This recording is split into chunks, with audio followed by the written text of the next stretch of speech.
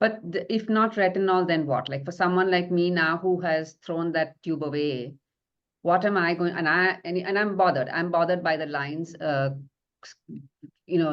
ramping up so quickly around my eye. What am I going to do about it? So I think, you know what, fine lines are also seen because, as you rightly mentioned, during menopause and things like that, the skin gets overtly dry. A dry skin or a parched skin always shows unwanted fine lines, correct? It needs good moisturization. Now, when we say moisturization, there are a lot of moisturizers these days available with ceramides, with peptides, hyaluronic acid, correct. Now, you can use these products containing peptides, hyaluronic acid, ceramides. They will trap the moisture even better. Once the skin is hydrated well, nourished well, moisturized well, you will notice those fine lines are not those visible. So you could manage the same things without undergoing any redness, irritation, burning, and you're good to go. And then after a while, if you want to still try a cream, an under eye cream with some retinol in it, again, you could try it, give it some time till it heals completely and settles down.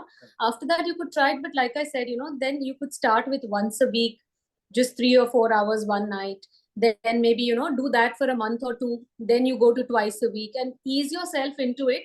And then you might not find all these issues with redness and stuff happening. And the important thing which we see in menopause during that time is that severe dryness. The barrier gets disturbed.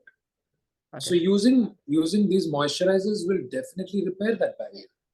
If that barrier is repaired, your skin starts looking healthy. A healthy looking skin glows. When people say, I want a glowing skin, you have to first look at making it healthy. A healthy skin always glows.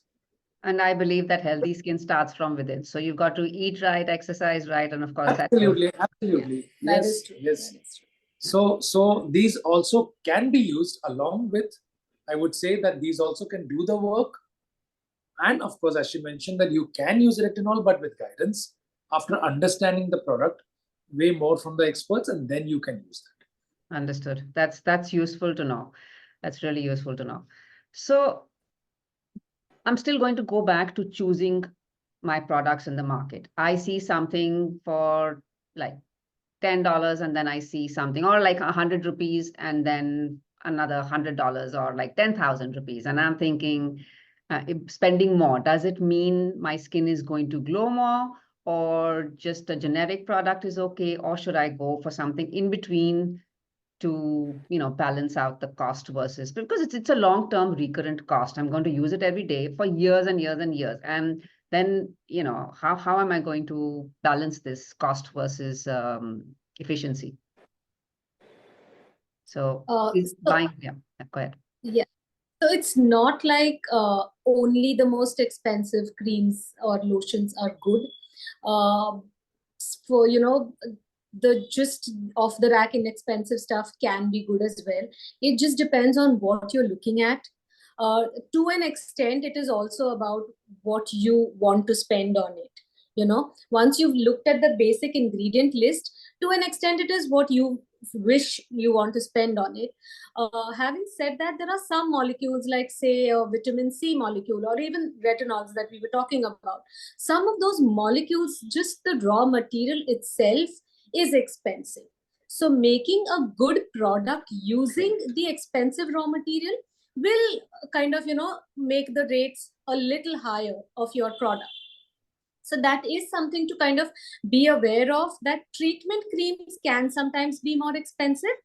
Regular creams, just kind of moisturizers and stuff, you could look at the ingredients, make sure that you have like this, when we're talking about menopausal women or perimenopausal women, you're looking for hyaluronic acid and you're looking for ceramides. So once you have those few things in place, then it's fine. If you choose to just pick up something that is inexpensive, that will work. Main thing is, again, that we were talking some time ago, consistency is key. You have to use it every day. As long as you do that, every product will give you results to some extent at least. Correct. And as you rightly mentioned, Supreet, see, it's a long-term commitment, so it's a long-term expense. So let's be real about it. If I have to use a product, even if I use, a not so expensive, something which I can afford, But if I use that product regularly, it will still show results. Right. So there's nothing like that, oh, I can't afford the most expensive one, because if I take that, I'll use it very sparingly.